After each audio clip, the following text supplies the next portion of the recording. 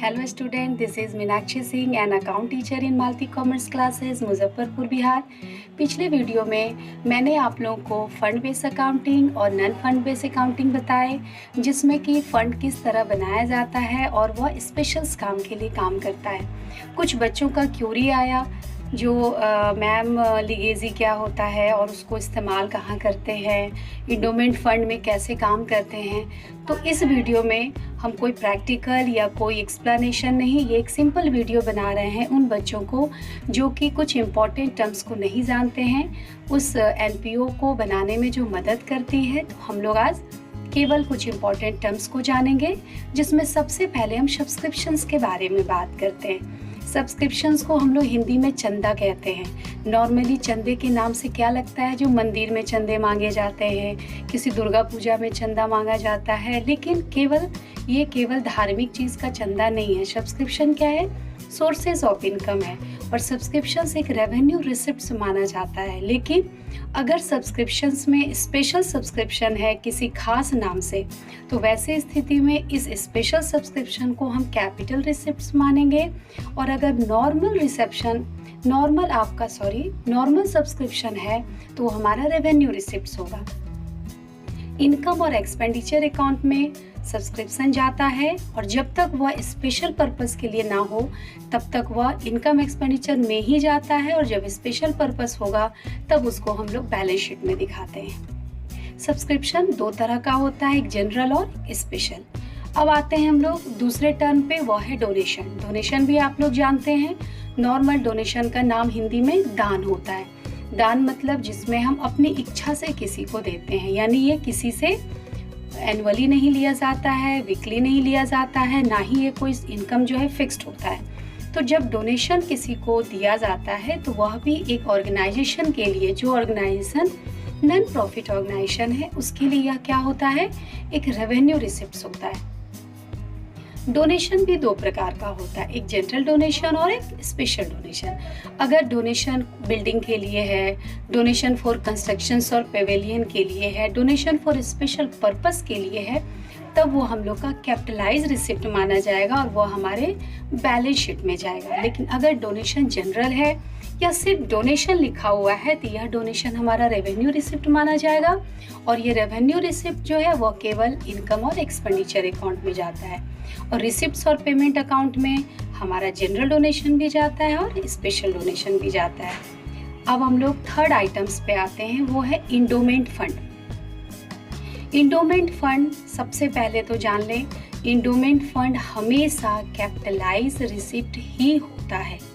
Endowment capitalise receipt होता है और इंडोमेंट फंड किसी के गिफ्ट देने से या किसी के लीगेसी के रूप में होता है, और इसका इंटरेस्ट जो है, यानी कि कोई भी लॉन्ग टर्म का जो सिचुएशंस होगा उसको हम लोग गिफ्ट के तौर पे जब हम लोग लेते हैं किसी ऑर्गेनाइजेशन के द्वारा या ऑर्गेनाइजेशन को मिलता है, तो ऑर्गेनाइजेशन के लिए कैपिटलाइज रिसिप्ट होगा, लेकिन उस गिफ्ट पर मिलने वाला इंटरेस्ट रेवेन्यू रिसिप्ट्स माना जाएगा। जैसे इंटरेस्ट ऑन फिक्स्ड डिपॉजिट, ये हमारा किस में चला जाएगा, इनकम एंड एक्सपेंडिचर अकाउंट में। लेकिन नॉर्मल अगर इंडोमेंट फंड का आइटम है तो सिर्फ इंडोमेंट फंड है तो वो हमारा बैलेंस शीट में ही लायबिलिटी साइड जाएगा, क्योंकि वो कैपिटल रिसिप्ट्स है।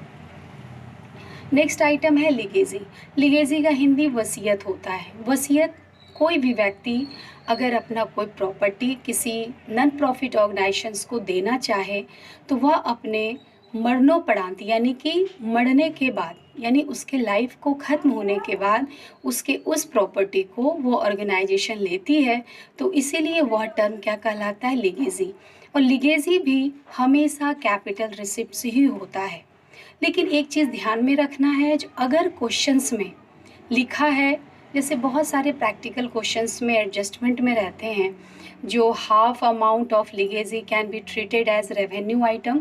इसका मतलब क्या हुआ, लीगेसी का हाफ जो अमाउंट है वो आप रेवेन्यू लेंगे, यानी इनकम एक्सपेंडिचर में लेंगे, और जो रिमेनिंग हाफ है वो आप बैलेंस शीट में लेंगे। लेकिन नॉर्मली जो हमारा लीगेसी होता है वह कैपिटलाइज रिसिप्ट्स ही होता है, वो बैलेंस शीट में ही जाता है।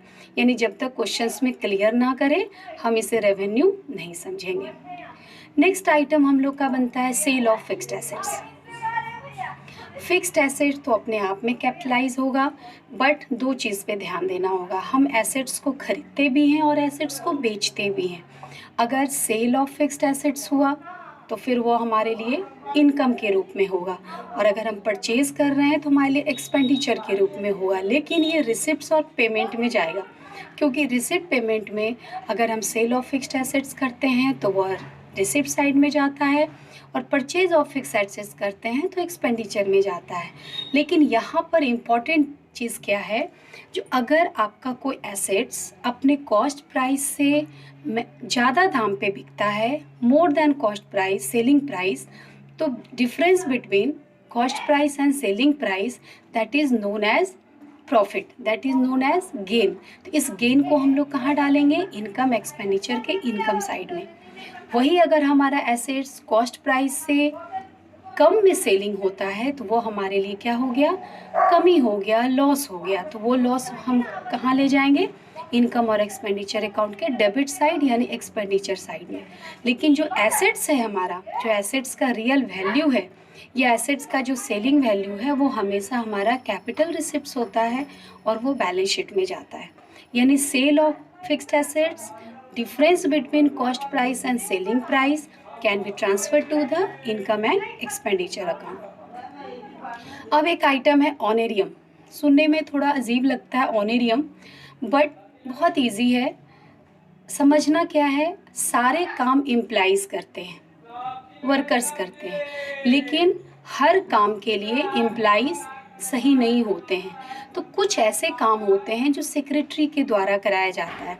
सेक्रेटरी मीन्स जो कि स्पेशल उसी काम के लिए आए हों और उस काम को करने के बाद वो फिर चले गए। तो यानी कि those person, those member who are not the member of the organisation, यानी वह व्यक्ति जो किसी भी नॉन प्रॉफिट ऑर्गेनाइजेशन का मेंबर नहीं है, बल्कि वह क्या है, एक सेक्रेटरी है, एक वर्कर है जो कुछ समय के लिए काम किया और अपना रेम्युनरेशन लेने के बाद वो चला गया।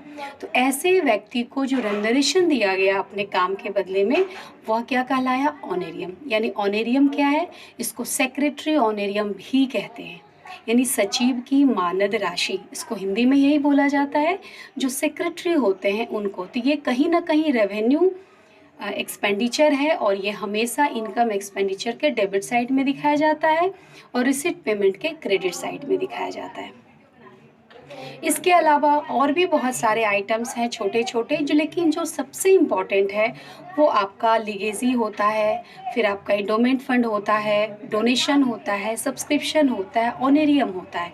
इसके अलावा एक और इम्पॉर्टेंट टर्म होता है membership fee. Membership fee it means NPO में यानी नॉन प्रॉफिट ऑर्गेनाइजेशंस में जो भी मेंबर एंट्री करेंगे वह बदले में फ़ी को देंगे। तो ये फ़ी क्या होगा, एनुअली तौर पर मेंबर से लिया जाएगा।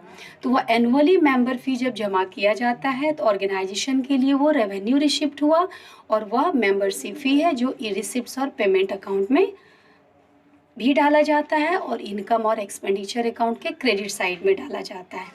एक और आइटम है लाइफ मेंबरशिप फ़ी।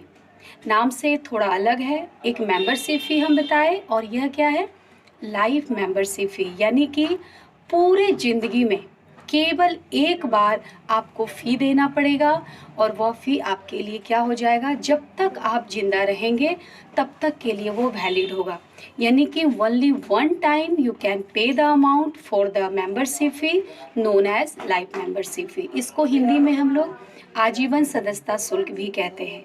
तो लाइफ मेंबरशिप फ़ी चूँकि जीवन में एक बार दिया जाता है और ये किसी भी ऑर्गेनाइजेशन के लिए कैपिटलाइज रिसिप्ट हो गया, इसीलिए ये हमेशा क्या होगा, बैलेंस शीट में ही जाएगा, ये कभी भी इनकम एक्सपेंडिचर में नहीं जाएगा। तो इतने तरह के आइटम हैं जो कि नॉन प्रॉफिट ऑर्गेनाइजेशंस में सारे अकाउंट्स को बनाने में मदद करते हैं। फिर as it is depreciation fixed assets में माइनस किया जाता है। अगर कोई बैड डेब्ट्स है, रिटर्न ऑफ है, तो बैड डेब्ट्स को भी हम लोग माइनस करेंगे, वो हमारे लिए रेवेन्यू एक्सपेंडिचर है। यानी 11th के पीएल अकाउंट में और बैलेंस शीट में बहुत सारे एडजस्टमेंट ऐसे हैं जो इस नॉन प्रॉफिट ऑर्गेनाइजेशन से मिलते जुलते होते हैं। बट आपको ध्यान क्या रखना है, केवल अटेंशन रखना है रेवेन्यू और कैपिटलाइज, रेवेन्यू को कहाँ ले जाएंगे, इनकम एक्सपेंडिचर में, और कैपिटलाइज को ले जाएंगे बैलेंस शीट में। अब रही बात, अगर आप रेवेन्यू नहीं पहचान रहे हैं, कैपिटल नहीं पहचान रहे हैं, तो फिर थोड़ी मुश्किल होगी। और बहुत आसान है पहचानना रेवेन्यू और कैपिटलाइज को। कैपिटलाइज जो होता है वो लॉन्ग टर्म के लिए होता है, यानी लंबे समय के लिए होता है, और उसका बेनिफिट भी हमें कई वर्षों तक मिलता रहता है। जबकि रेवेन्यू जो होता है वो ड्यूरिंग अ ईयर होता है, यानी कि साल के अंदर होता है, और हमको कुछ ही समय के लिए उसका फ़ायदा मिलता है या कमी मिलता है। यानी revenue during a year, end of the year, और जो हमारा ये सॉरी जो हमारा बना आपका बड़ा सा जो कैपिटलाइज रिसिप्ट हुआ, वह क्या हो गया, long duration of period more than 1 year हुआ। अगर आपको ये वीडियो पसंद आए तो इसे लाइक करें, और अगर कोई और क्वेरी हो तो प्लीज़ हमें कमेंट करके ज़रूर पूछिएगा। नेक्स्ट वीडियो में हम लोग बैलेंस शीट बनाना सीखेंगे। तब तक के लिए थैंक यू।